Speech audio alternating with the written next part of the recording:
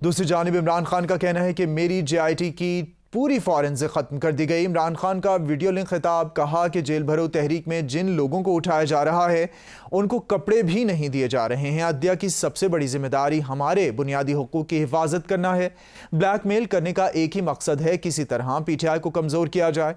Tweet में मरियम नवाज को बिगड़ी खातून करार दे दिया। कहा PTM और मरियम नवाज ने अदलिया पर सोच समझ कर शर्मनाक हमला किया। एक माफिया है जो जजेस की ऑडियोज रिकॉर्ड करता है। मरियम नवाज और इसके वजीर जब चाहते हैं किसी जज की ऑडियो वीडियो लीक कर देते हैं।